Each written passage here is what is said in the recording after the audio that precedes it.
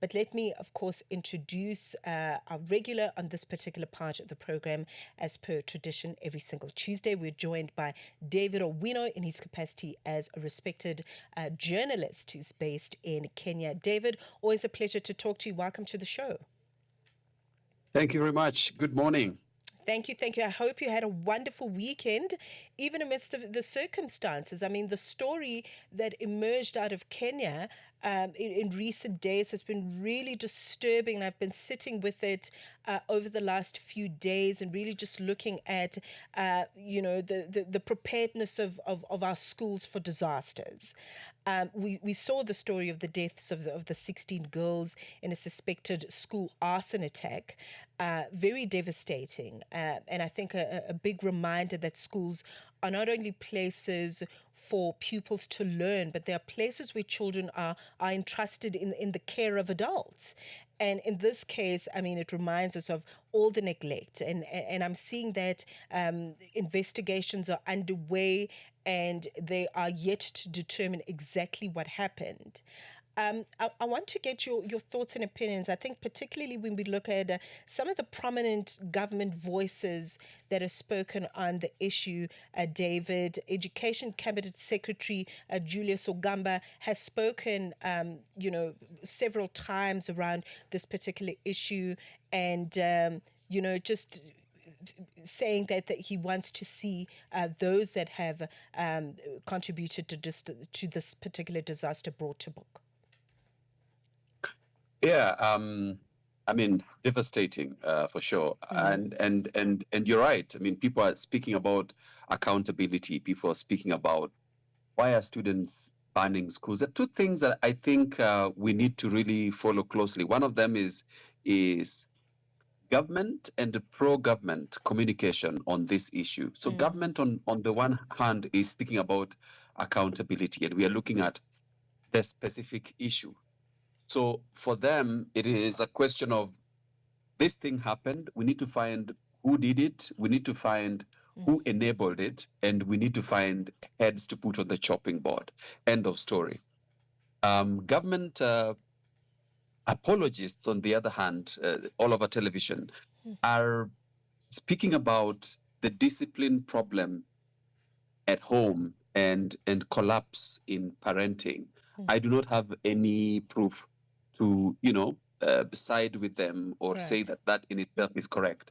So what I'm saying is the people who are high up in government are trying to avoid accountability at all costs. I think one of the questions that we need to ask at this point is not simply why are students banning schools, but in addition to that, what are these fires telling us about the relationship between young people and the institutions that are meant to nurture them? Because there's a relationship problem there. But there seems to be something that is broken, that no one seems to want to confront because it seems to be the difficult work. You're bringing up something incredibly important, the relationship breakdown between the pupil and the school. And I think, the unique risks that boarding schools also hold in this particular context is another Yeah. layer of it. Hey, David, because we're looking at, a school that is carrying the responsibility of young lives on campus around the clock. Exactly. So I don't know if you, at some point in your life, you ever went through boarding school. I did I for didn't. about Yeah, I did not. I did for about 4 years Mm, when I did my high school. And we are usually talking about indiscipline, criminality, mhm. dysfunction. But let's look at where we are getting these boarding schools from. Many of them, are a colonial legacy. And back then, you would not have a school everywhere. So it made sense to have boarding schools because schools were fewer and you'd have to travel far to access a school. It makes sense. But there are other systems that we inherited and we did not question and we did not Yeah, review and we yeah. did not change. One of them is they are very highly hierarchical. They are obedience driven. They are exam centered. But what has changed today? Today, students are more digitally connected. They are more aware of their rights as children. they are more expressive, and based on the kind of parenting that we millennials and other generations experienced, we want to do better. We want to open up that space and see how can we get more from this child and have them contribute better to society and enable them. So they are Mm-hmm. more expressive, and they're also less willing to accept silence. Now, we should be careful to not interpret these strategies only or exclusively as acts of indiscipline. They may also be symptoms of institutions that are struggling to adapt to the needs and voices of a new generation. And I'm not saying that there is no indiscipline. Most definitely, I mean, for someone to do that, there is a question of indiscipline. But it could also be a way in which someone is expressing things that are deeply rooted and that they have been granted to no capacity or no opportunity to express or to bring out. If Right. you look at the boarding schools today, they are we have more numbers than the schools can contain. The schools are not increasing, so there's a lot of Mm. indignified living in these places. So there's also the indignity that we have not only normalized, but we have passed down to our children, that it is normal for you to live in a space like this. It is normal for you to access education. You have to live in some crammed up space, Mm. and that if things burn, then someone will be taken to prison, and then you'll be taken back to the same room without any changes having been done. We are actually normalizing and entrenching some level of indignity that make people feel less human, and they will act less human. This is just absolutely devastating. And condolences to the parents and the families of the 16 girls that have passed away. I know a memorial service was held and publicly, sort of publicized across media for the world to see. But you bring up so many important points, David, around the system and the colonial legacy that has followed us through this type of schooling system. The overcrowding of these dormitories, and the locked emergency exits that we're seeing. What do you think the lesson is here? The lesson for all countries, not just in Kenya, because this is a universal problem, really, when you look at the issues that surround boarding schooling, for example. What are the lessons here, socially and otherwise? Yeah, I think the lesson for me is that we have mostly looked at school safety from a physical sense, even though even that is not very well taken care of. But we are now realizing that school safety must go beyond the physical. It must Mm, go to the emotional also and the psychological. And a lot of schools already provide psychosocial support. It is available, but is it accessible? You must also ensure that it is accessible. Because if it exists just as an office to tick the box, but does not operate in a way to encourage students to access that service, then we also have a problem. So uh, we should not just focus on ensuring, and it is important that we ensure this passage, dormitories are built to enable ease of evacuation. That there is, but there is also the element of early warning, and early warning in this context can only be um, achieved through developing proper relationships with these children and taking care of their or being deliberate about their emotional and mhm. their psychological or well-being, and that is what really supports a wholesome experience. So I think yes, the physical bit is important, Mhm. but also the other. Okay. David, your line is breaking a little bit, but thank you for that. I think this was a very important one to discuss, and a lot to chew on as to how are we going to continue this legacy, because at this point it's really unsustainable. We've really got to look at how we are running these institutions going forward. This, of course, on the back of the deaths, I beg your pardon, of the 16 girls that passed away in a suspected arson attack in one of the girls' schools in Kenya. 23 minutes past 10 a.m. We take a break and return with the journal notes. Africa Update on Channel Africa with Lulu Kabu. The Alexandra Regional Court in Johannesburg, South Africa, has sentenced Bellarmine Mugabe to 24 months in prison or a $24,000 fine for pointing a toy firearm, as well as 18 months imprisonment or a $12,000 fine for being in the country illegally. Meanwhile, his co-accused Tobias Matuhodze has been sentenced to 3 years imprisonment. So basically what the magistrate said was that, he has taken into consideration that the complainant or the victim did in fact withdraw the charges. So both of the accused will actually have to be deported. He is to be escorted by the investigating officer. However, in terms of Matonze, he will in fact have to serve his prison time, and thereafter he will in fact also be deported back to Zimbabwe. Africa Update with Lulu Kabu, 12 to 1 p.m. Central African Time. No waiting your turn. No shrinking your voice. Greatness doesn't ask for permission. Youth Month on Channel Africa, the African perspective. Every headline has a human side. The Journal with Mmatsheko Mosito on the African perspective. Exactly 24 minutes past 10 a.m. in Central African Time. We continue journaling some of the issues, very prominent conversations happening that are of public interest at this time, with David Owino, who's a journalist, joining me live from Kenya, as per every single Tuesday here on the program exclusively. So we are looking at matters that are affecting, young girls in this particular half hour.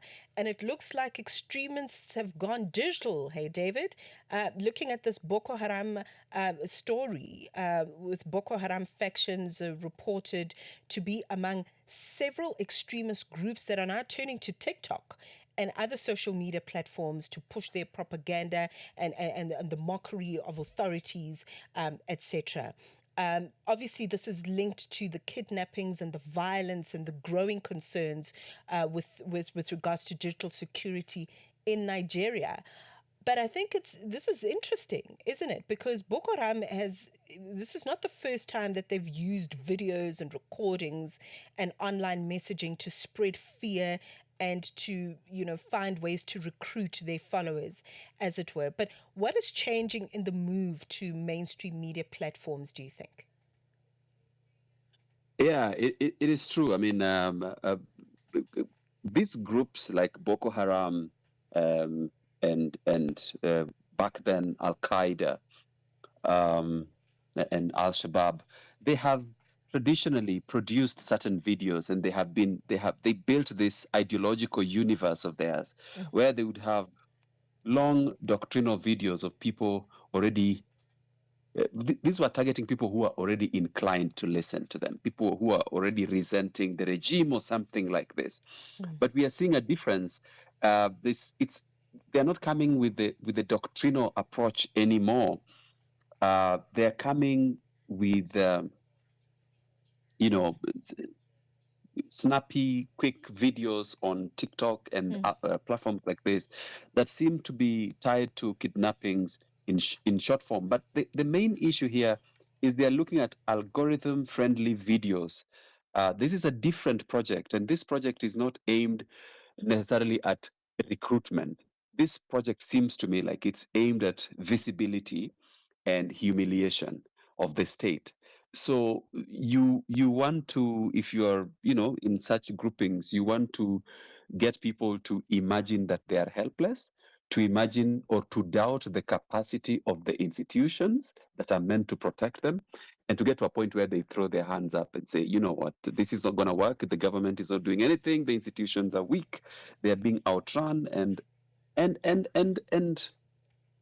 TikTok is specifically or particularly very helpful for their cause because of algorithm. And before any credible media organization can investigate whatever it is that they are presenting, whether it's factual, whether it really happened, are these real people, did this happen this year, or are they picking something from the past? This video shall have reached millions and millions of people, shall have been reshared multiple times because the algorithm is just carrying it. Right. So, so that's the thing. So we are all, the rest of us who are trying to present the factual information are playing catch up. And I think that's why they are using this kind of a platform. Right. They're always one step ahead. I think it's fascinating. I mean, they literally, these terrorists, they're not now just fighting on the ground. They've now found a way to tap into information spaces. I mean, the risk Exactly. that comes with that is enormous, I think. Yes. Yes. The battlefield is not only on the ground. You're not just putting boots. We now have a battlefield that is also digital.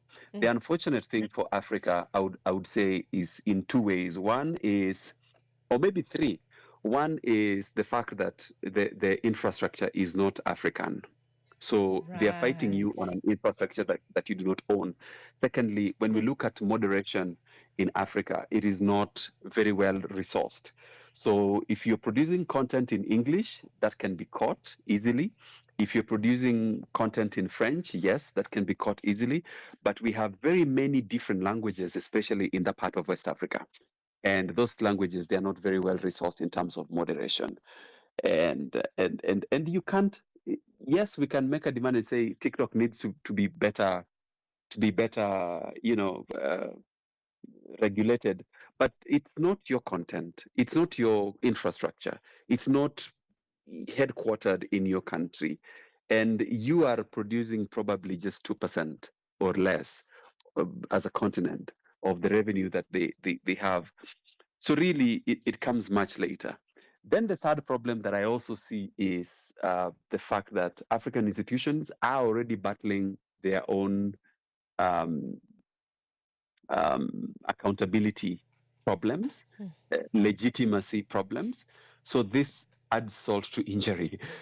So I Right. see the disadvantage in those in that kind of a way. I think even if you were to say TikTok, do better, but we are not very well resourced to regulate content that comes in those languages, and they might actually still just slip through. It's absolutely terrible to see that the goal is not just physical but psychological. And I think why TikTok matters, as you'd established, David, is the fact that it's a very popular global platform. Especially among young people. So to spread this level of influence and to demonstrate fear, what better place to do that than on TikTok? Yeah, there's a lot going on, hey, in the space of really trying to protect the young life on the African continent, particularly those that fall in the vulnerable group. I want to say in the framework around young girls, as it were. But David, thank you very much. It's always just such a pleasure. Before you go, where can we follow you? I want to find you on social media. Where are you? I am. I think my favorite social media platform is Instagram, and I am there as David Mituka. Okay, David Mutuka. We're going to find you Yes. on social media. But thank you very much. Let's chat again next week. Eh? Thank you so much. Let's talk soon. All right. Thank you. Thank you. It is 10:31. Let's check in with the latest in sports. Fix what's happening. Sports on